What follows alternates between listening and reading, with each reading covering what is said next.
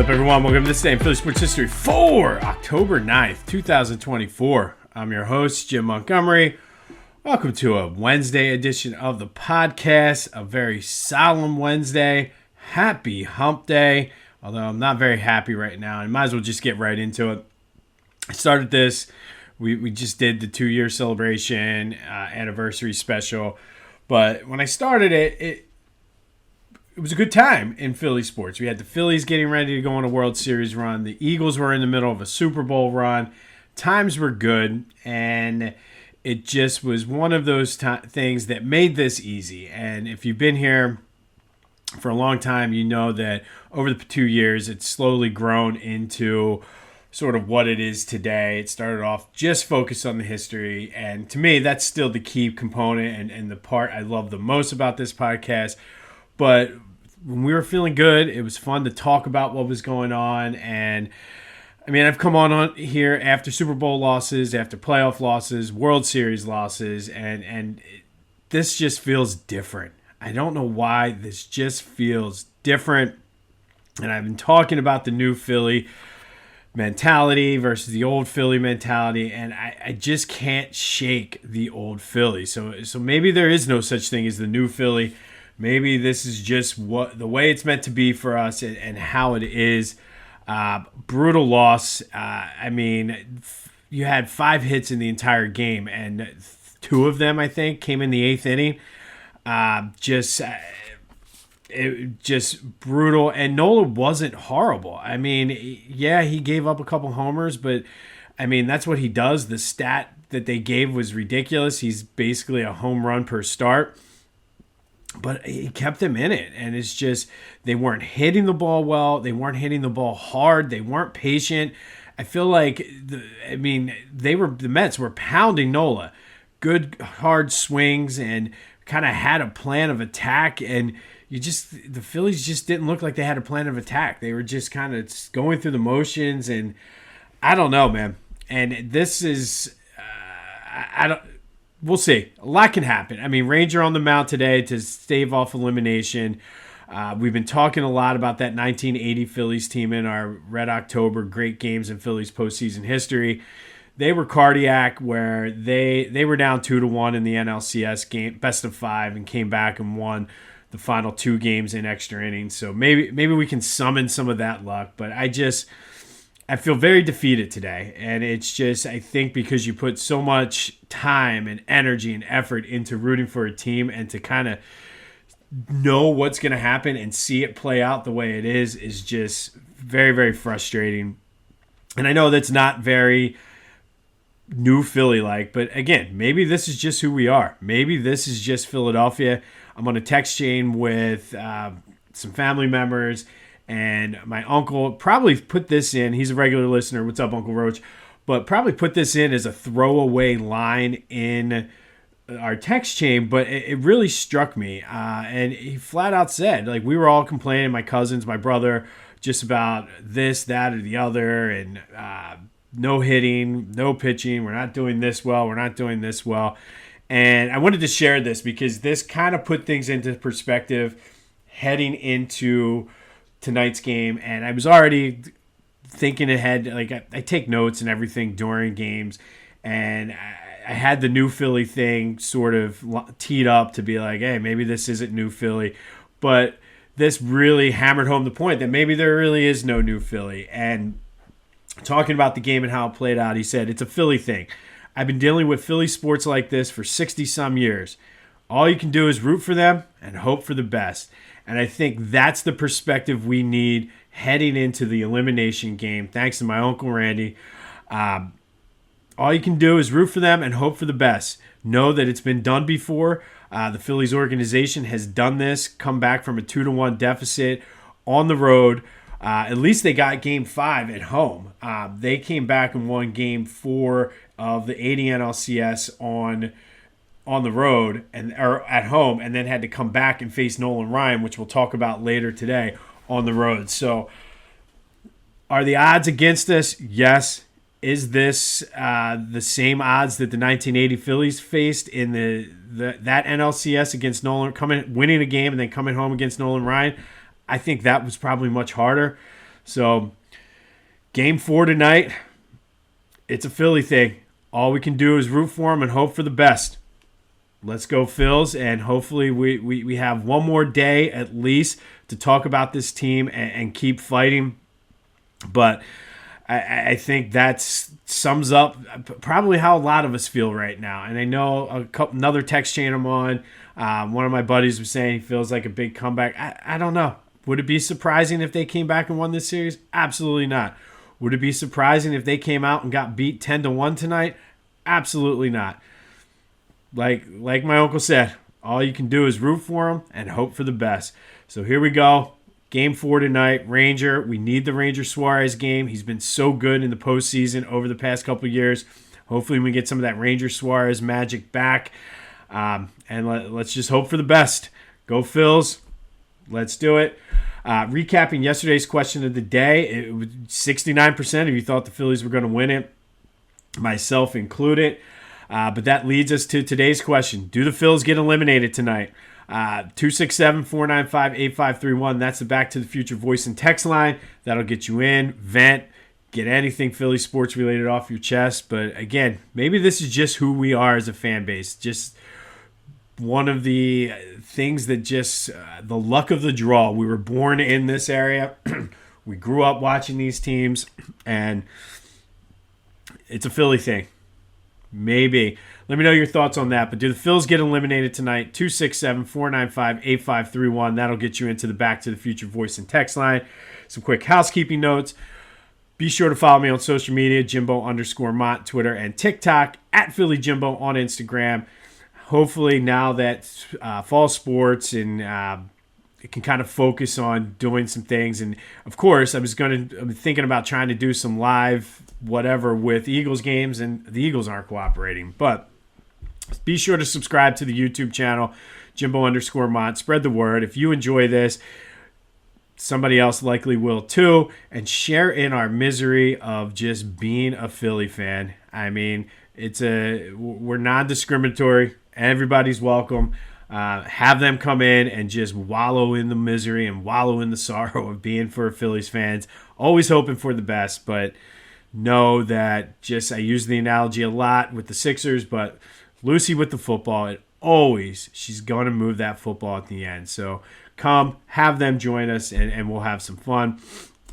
If you need some information about the Philadelphia Sports Hall of Fame induction ceremony, all of that is in the description. The induction ceremony is coming up in November. Great list of inductees this year, so check that out. And maybe for the last time, get your Red October gear from Philly Goat. Maybe you can pack it away and save it for next year. Give it out as gifts. But they do have a wide selection of Eagles stuff, Sixers stuff. We've talked a lot about the Flyers. So go check out PhillyGoat.com. Be sure to use that promo code Jim Montgomery for 10% off your order. And who knows, maybe my uncle will get a shirt at Philly Goat with his saying. But they have you covered other than Red October as well. So go to Philly Goat, use that promo code Jim Montgomery for 10% off your order. And as much as I hate to say it, check out my boys at the Clashing Conferences. It's going to be an interesting week this week. That's available wherever you get your podcasts as well as on YouTube. Topher Pete's already talking trash with Danny Dimes. I'm sure the baseball episode with Mike is going to be interesting. And I shouldn't say I hate to say it. Go check them out. It's just going to be take our medicine as Philly fans listening to those guys this week. But the Clashing Conferences podcast, that's wherever you get your podcasts as well as on YouTube. All right, some interesting Eagles news as they head into the Browns week. Devin White's been released, and I don't necessarily think it's a surprise that they've released him. The whole thing just doesn't make any sense. All the starting reps in training camp and then lose the starting job and then basically be inactive for the first 4 games of the season. There has to be more to it than what we were seeing, but somehow they worked out a deal. The Eagles are going to get some money. Devin White doesn't have to clear waivers, but the Devin White era in Philly is over. Don't really know what that means moving forward for the defense since he's been inactive. Just one of those, and it was the timing was interesting too.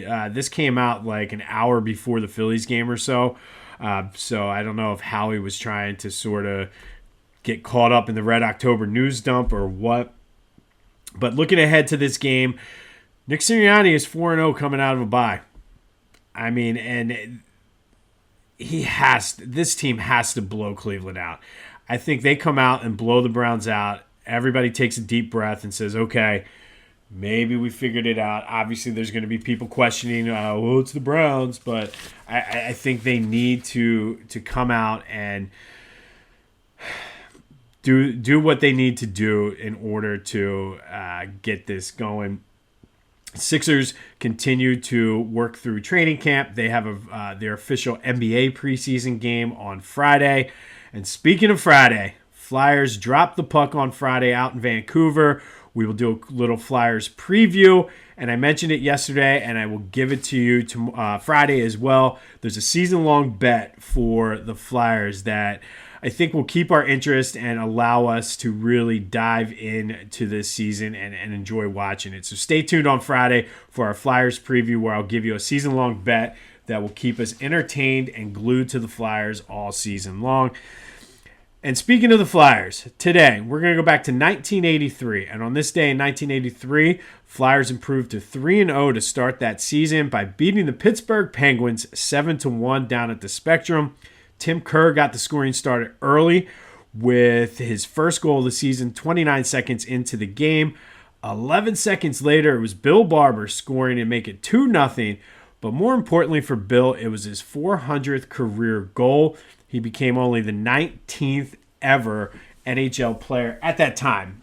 More people have done it since, but the 19th player to ever score 400 goals in a career. And at that point, I think he was one of like 7 who were active players who had that going on. But he wasn't done. He added number 401 on a power play goal in the second period. Pelle Lindbergh was outstanding, saving 28 of his 29 shots. As the talk in the newspaper that day, though, or the next day, was will he get to 500? He did not. He ended up with 420 goals for his career. And the Flyers that season ended up losing in the first round of the playoffs to the Washington Capitals. But that was sort of a transition period for the Flyers, where the older guys from the Broad Street Bullies were starting to get older and kind of phase out. Tim Kerr ended up having 2 goals and an assist in that game, but he had almost a 100-point season. So it was almost like the changing of the guard, that 83-84 team. And we know in 84-85 they made that run to the Stanley Cup. So kind of a transitional year, but it was one where Bill Barber was able to celebrate becoming just the 19th NHL player to score 400 goals. And of course he did it. Back then the Penguins weren't the Penguins that we know them today. They were just a terrible team, but it's always fun to look back and say, hey, we beat the Penguins 7-1 on this day back in 1983. Bill Barber with 2 goals, and he ended up with going over 400 for his career, ending his career with 420. All right, let's try to bring this Phillies team some luck today. I want to see at least one more baseball game after tonight. So today's Red October, great games in Phillies postseason history. We're going to go back to the team we've been referencing a lot during this segment. And they came back. They did it. They were down 2-1, came back, won both games, both of them in extra innings. We talked about Game 4 of the 80 NLCS, so let's talk about Game 5. And this was already an exciting and entertaining series. 3 straight games went into extra innings. Game 2, 3, and 4. So why not Game 5? And of course, the Astros jumped out to an early 1-0 lead down in the Astrodome. Bob Boone singled in a run in the top of the second, or singled in 2 runs in the top of the second.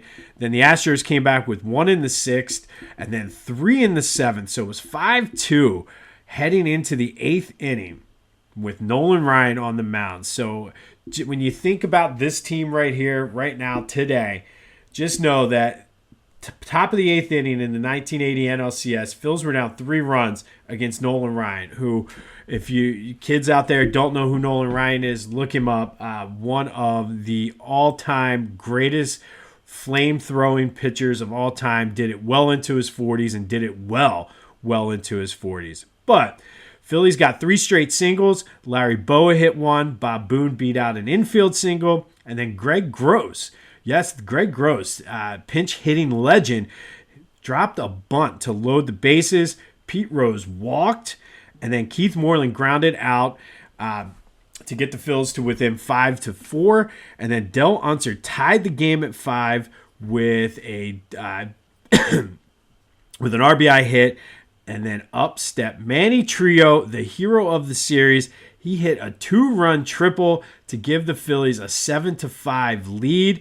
Phils scored 5 off of the Astros in the top of the 8th. And everybody was ecstatic. Everybody looked happy until the bottom of the 8th. The Astros tied it because, of course, they did. Why would this game not go into extra innings as well? Every other game except for game 1 did. So, again, on the edge of their seats, like my uncle said, all you got to do is root for them and hope for the best. And I'm sure everybody thought the Phillies were going to the World Series, and then the Astros tied it. Well, top of the 10th, old Del Unser again, he doubled.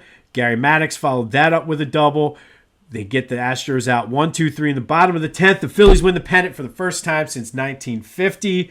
Manny Trio was the MVP. He hit 381, had 4 RBI, 2 double, and that huge 8th inning 2-out triple to tie the game or give them the 2-run lead. But when it seemed as though the odds were stacked against them, that Phillies team stepped up to the plate, came back, won it, and we know how that played out. Can this Phillies team this year do it again? I mean, absolutely. Why not? They are a resilient bunch. We've seen it all season. They've been through so much over the past few years. If they come out flat, I think we need to see a lot of wholesale changes, and we'll get more into that in the offseason. I don't want to even go down that road right now. But our Red October great game in Phillies postseason history, Game 5 of the 1980 NLCS.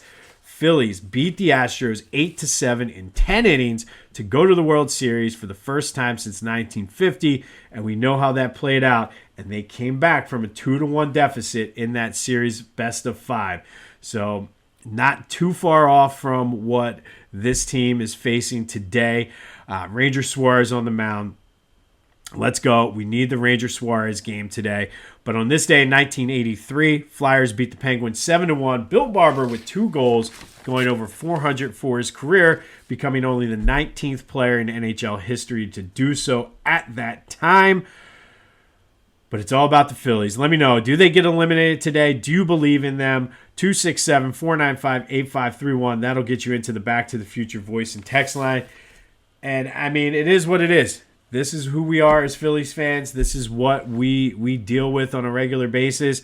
As much as it sucks right now and as much as it hurts and frustration, the nerves, all of that, those emotions playing in, they win today. We're all going to be fired up on Friday. So let's take it one game at a time.